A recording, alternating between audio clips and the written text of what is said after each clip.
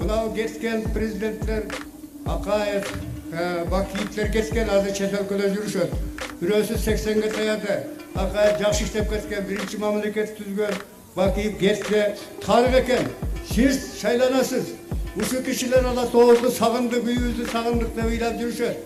Uşu döküğünü alıp gelip koyunuz. Bölgü tarafta kalmasın. Öz yerinde alıp uşundan suralmasam, boldurakmasın. Эгерде көпчүлүк эл сурансаңар, экөөнү кечирсеңер, анда алып келебиз. Ооба, бул видеону балким сиз да көргөн чыгарсыз. Жапаровдун шайлоо алдындагы жолугушуусунда бир киши Акаев менен Бакиевди өлкөгө алып келүүсүн суранган. Анткени алар картайышты, Кыргызстанды сагынышты. Жапаров ага эл аларды кечирсе, алып келсе болот деп жооп бергени бар. Келгиле, Бакиевтердин кланын кечирүү керекпи же жокпу деген суроону берүүдөн мурун анын падышачылыгынын убактысы кандай өткөнүн, ал кезде эл кандай жашаганын эске салалы. Курманбек Бакиев 2005-жылы элдик инкылаптан кийин бийликке келген. Ал кландык башкарууну алып салып, коррупцияны жок кылам деп убада берген. Ошол эле учурда ал өзүнүн ишенимдүү адамдарын, жакындарын өлкөдөгү маанилүү кызматтарга дайындай баштаган. Ошентип, анын бир тууганы Жаныш президенттин коопсуздугунун башчысы, өлкөдөгү күч структураларынын куратору болуп дайындалган. Улуу баласы Марат Бакиев УКМКнын төрагасынын орун басары болуп иштеген.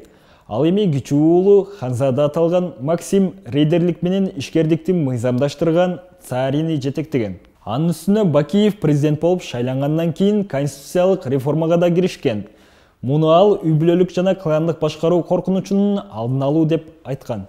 Реформа 2 жылга созулуп, 2007-жылы негизги мыйзамдын жаңы редакциясы кабыл алынып, президенттин ыйгарым укуктары кыйла кеңейген. Президенттин аппаратынын жетекчисинин учурдагы орун басары Бектур Зулпеев 2007-жылы конституциялык реформага активдүү катышкан. Бакиевдин тушунда белгилүү адамдардын бир катар чуулгандуу өлтүрүүлөрү да болгон. Андан кийин канткорлордун курмандыктарынын катарын ишкер депутат Жыргалбек Сурабалдиев, каскадер Үсөн Кудайбергенов, депутат Баяман Эркинбаев, спортчу Раатбек Санатбаев, депутаттар Санжар Кадыралиев жана Тынчтыкбек Ахматбаев, Крим авторитет Рысбек Ахматбаев толукташкан. Журналист Геннадий Павлюк, президенттин администрациясынын экс-башчысы Медет Садыркулов, эл аралык стратегиялык изилдөөлөр институтунун мурдагы башчысы Сергей Слепченко да режимдин курмандыгы деп эсептелет. Жалпысынан журналисттерге 60-тан ашуун кол салуу катталган. Кимдир бирөө Курманбек Бакиевдин тушунда турукташуу жана экономикалык өсүш болгон деп айтышы мүмкүн. Бирок экономисттер экономикалык өсүштү Бакиевтердин мүмкүнчүлүгүнөн эмес, дүйнөлүк рынокто мунай заттын баасынын көтөрүлүшү менен байланыштырышат. Бул Россиядан келген инвестициялардын көбөйүшүнө алып келген. Бирок экономиканын мындай өсүшүн эл өзү сезген жок. Жолдор ошол бойдон калды. Алыскы калктуу аймактар дагы деле таза суусуз. Адамдар жакырчылыкта жашап, массалык түрдө жумуш издеп Орусияга кетип жатышты. Бакиевтер ошол учурда өлкөнү аябастан талаптанып кетип жатышты. Бул нерселер кандай болгонун карап көрөлү. Коммуналдык кызматтардын баасы көтөрүлдү. Электр энергиясы 2 эсе, жылытуу 5 эсе, ысык суу 8 эсе көтөрүлдү. Бул учурда Курманбек Бакиев тезек жагууну сунуш кылып, элдин кыжырына тийгени бар. Ар бир чалуудан 60 тыйындан төлөгөнүңүз эсиңиздеби? Эгер сиз билбесеңиз, булар түздөн-түз Максим Бакиевдин чөнтөгүнө түшүп турчу. Коррупция эң жогорку деңгээлде өсүп гүлдөгөн. Transparency International'дын маалыматында Кыргызстан 188 өлкөнүн ичинен 166 орунду ээлеген. Азыр 126 орунда турабыз. 2019-жылы АКШнын юстиция министрлиги Курманбек Бакиевдин жана анын уулу Максим Бакиевдин өлкөдөн алып чыгып кеткен $4,5 миллион кайтарып бергендигин жарыялаган. Ананда Евгений Гурьевич Бакиевтер жок дегенде өлкөдөн $200-300 миллион чыгарып кеткен деп билдирген.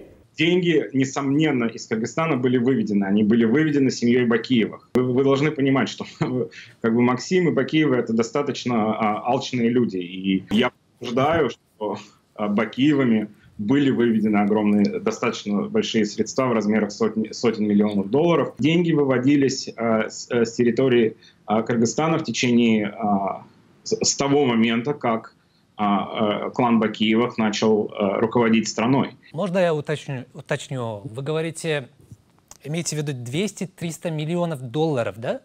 Да, долларов, не сомов. 200-300 миллионов долларов. Бакиевдин башкаруусу 2010 жылдын 7 апрелинде нааразы болгондордун өлтүрүлүүсү менен аяктаган. Ак үйдүн үстүнөн снайперлер адамдардын төшүн жана башын көздөп атышкан. 87 адам каза болуп, 500ден ашуун адам жаракат алган.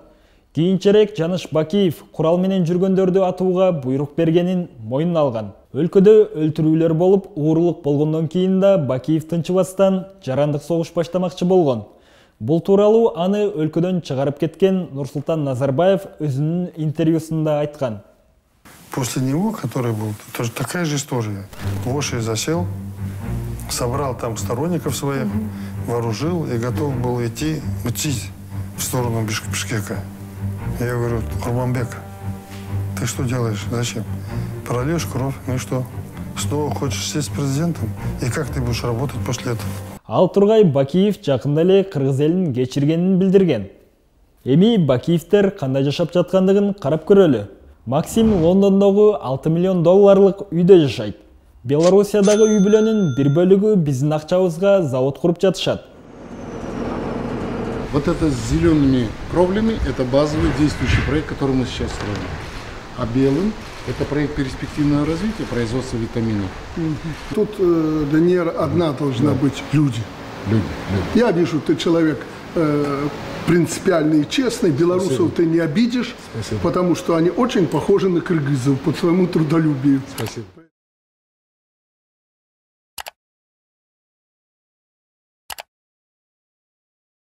Ал эми Кыргызстандагы адамдар мындай жашашат.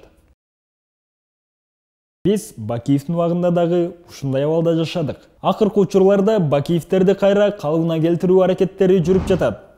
New TV жана Nur TV телеканалдарында Бакиевтер жөнүндө тасма көрсөтүлдү. Матраимовдор жана Бакиевтер менен байланышкан Nazar News басылмасы жаңылыктарды ар дайым биринчи болуп жарыялап турат. Ал элди кечирди деген маалыматтар дагы жөн жерден пайда боло бербейт. Бул Бакиевтердин таптакыр күнөөсү жок экендигин көрсөтүү үчүн манипуляция болуп жатат. Келиңиздер, өткөндү унутпайлы, андан сабак алалы.